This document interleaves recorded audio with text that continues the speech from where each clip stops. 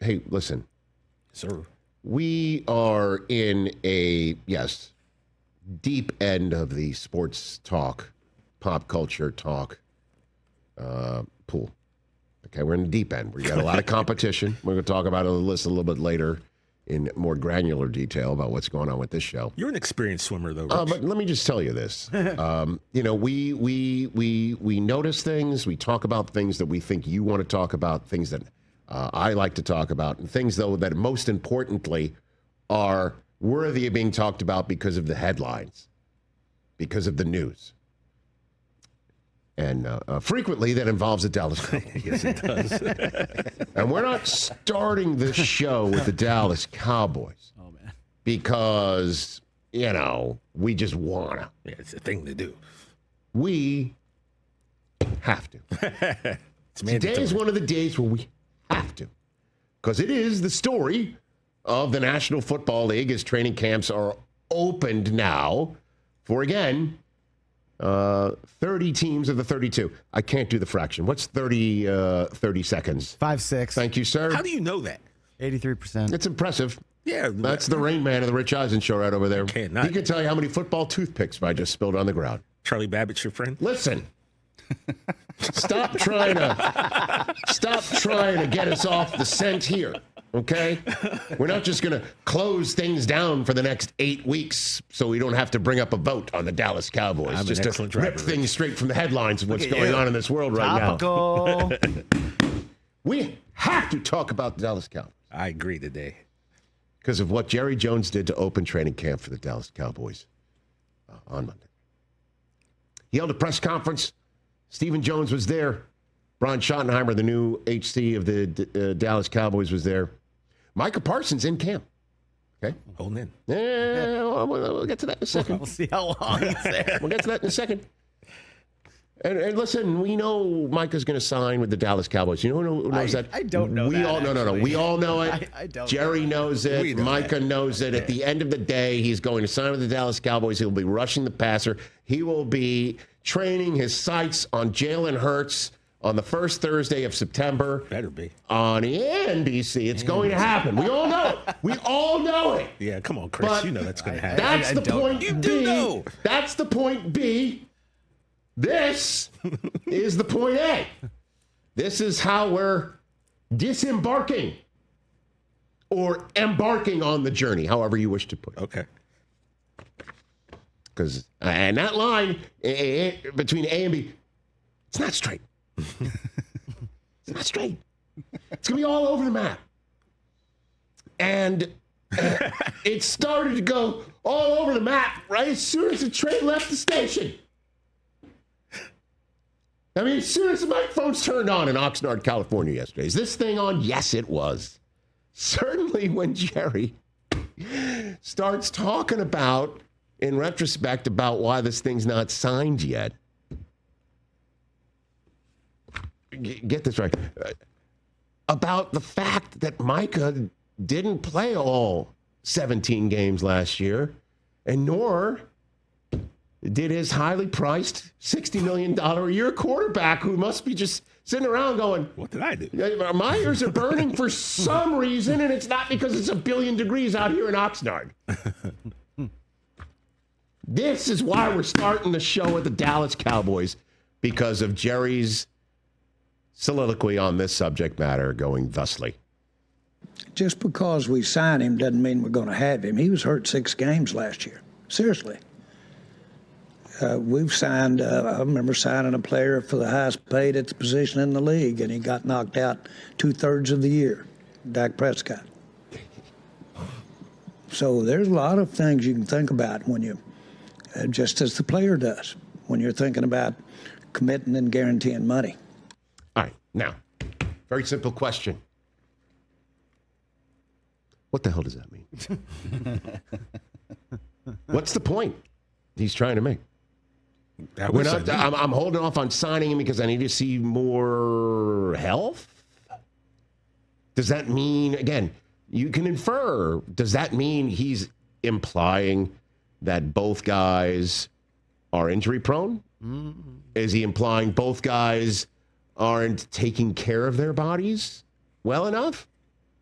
to the point where he needs to hold back until the very last second? Because if he does that, that makes no sense. You're still signing him anyway at the end of the day. What does that even mean? Anybody? Bueller? You want to chime in? Like, I'm all ears. I don't think it's they're not professional enough to take care of their bodies. I can't say that, right? He's not implying that, is he? Or because why should I pay these guys if they're not going to play the full season? But that is how I took it. But you're a guy who signs and checks in the National Football League, Nothing's guaranteed. the most significant contact sport there is. He wants guys that don't get hurt. But that's never going to happen. That's like, I'm aware. That's absolutely unrealistic. Good way to put it. Yeah, I was looking for the word, somewhere between insane and sane. You know what I mean? Like, I understand you want more guarantees of someone's health, but in the NFL you can't. No. And so, of course, we're all wondering how that's going to sit with somebody who's got a sign on the dotted line and he missed 6 games. It's not like he wasn't holding out last year. He also didn't miss 6 games. He missed 4. Well, they're both even numbers. They're both divisible by 2. That we can't. I mean, they're not prime numbers. I don't know, but so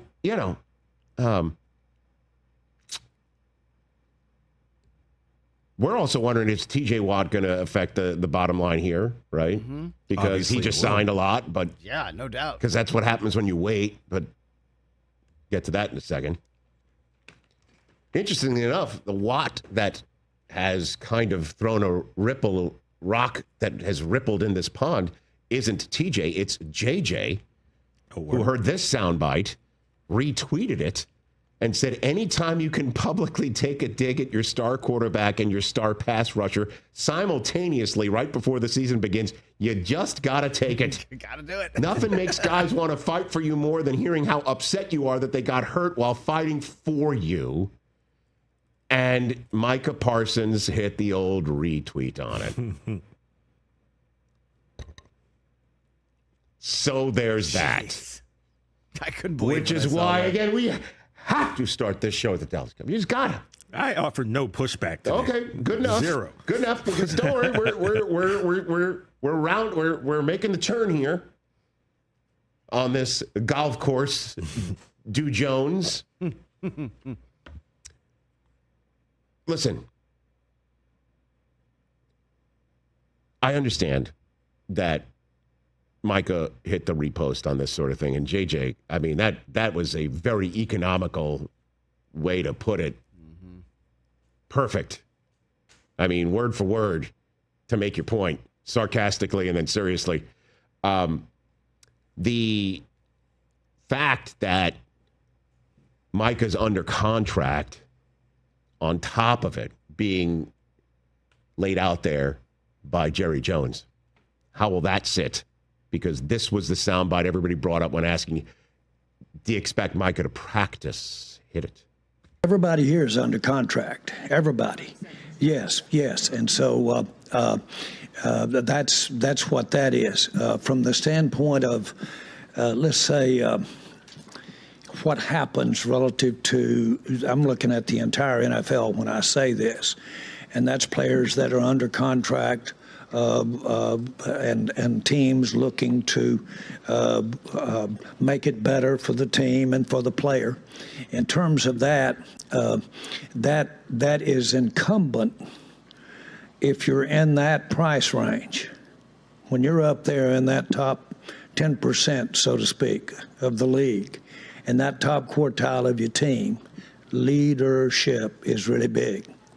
And leadership exhibits himself when you're negotiating as well. And so I'm appreciative of Micah being here. I am.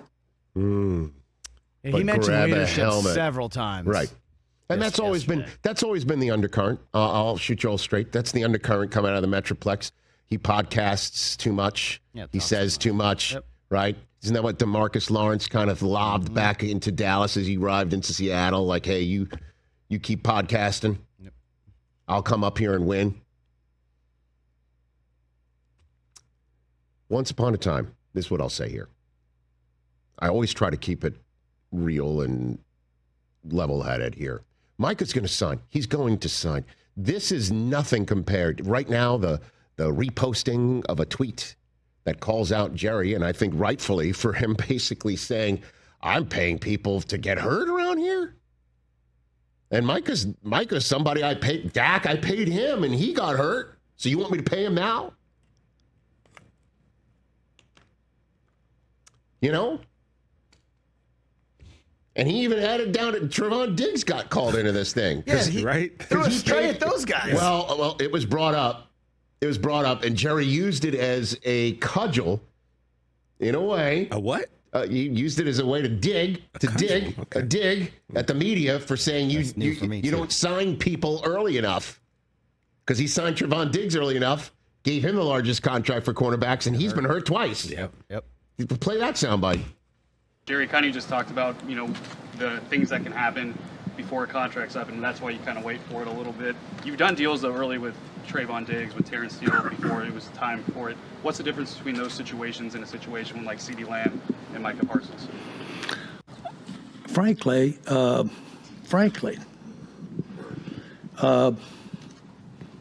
should we have waited on Diggs and Steele? Oh, you brought them up. I didn't. Well, the other thing is the willingness. I mean, you have players who are, who decide, hey, I'm willing to wait, and I'm going to wait on bigger numbers. And then you got other players who want to be more conservative and say, hey, I'd like to have my money now. And that's every person's different. Every player's different. That's Stephen Jones, for those listening, the COO and co-owner of the Cowboys, sitting next to Jerry, who is just like cat ate the canary. Oh, I signed those guys early. They got hurt. Should I have waited on them? You were the one who brought it up here. Oh, it's just a rondelay of. You have to love this. It's a brew of discussing the Cowboys, and I understand that's maybe what Jerry's point is and all of that sort of business. Because at the end of the day, the signing's going to get done, and this is nothing compared to when Zeke held out. Because Mike is in Oxnard. Zeke went to Mexico. Yeah. Mm-hmm. Zeke went to Cabo. Zeke is just like, I am going to be the next Emmitt Smith. I will hold out. I will sit here. I will not play. Mm-hmm. And Jerry did give him one of the richest contracts in the history of running backs. Yeah. Imagine if we had this type of access when Emmitt was around and this was going on. Dude, well, Emmitt. Emmitt Smith. Jerry brought that up yesterday, too. He's just like, Emmitt held out. So if we're going to go 0-2 and then win the Super Bowl, then that would be a great way to for this thing to work. That's true. So at least the rest of the media is not going nuts saying, oh, is he want Micah to hold out for 2 games? Mike is not going to hold out. At the end of the day, this is going to get done. He's going to get a poop ton of money. Poop ton of money. And Brian Schottenheimer's got to be sitting there going, well, I mean, McCarthy told, I had a front row seat to this. McCarthy told me. This is the sort of stuff I'm going to have to deal with, talk about, whatever. Yeah, do you think he's regretting taking this job? No, absolutely not. Absolutely not. He's the head coach of the Dallas Cowboys. End of story. End of story with a team that is laden with superstars, including Micah Parsons when he's there.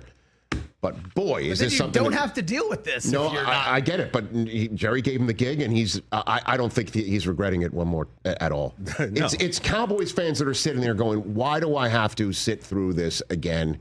Once again, every year. And Jerry is having a grand old time, and I'm the one sitting at home wondering about this team and sitting through some of these distressing losses.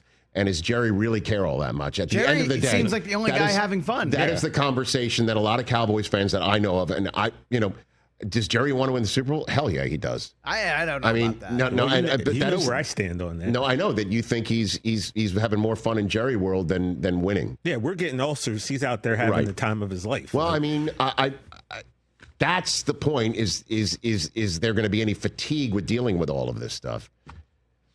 And does that include the players at the end of the day? I mean, that is the ultimate question, is how I always boil it down to is how does this factor into wins and losses? Right now, it looks like a big fat L because Micah's not going to be signed yet. And he's reposting some very pointed criticisms of the guy he's negotiating with right now. Very valid.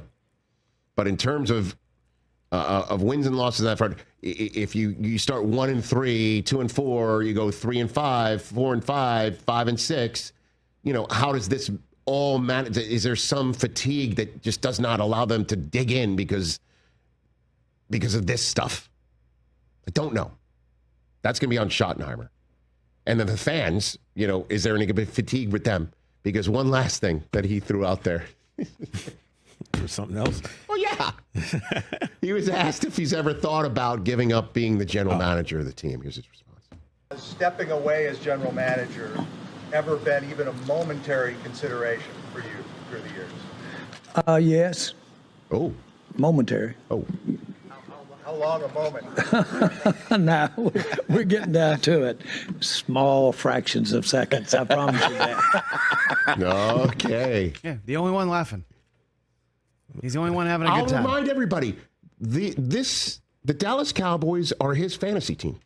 In the same way that your fantasy team is yours, and your fantasy team is yours, and your fantasy team is yours, and my fantasy team is mine.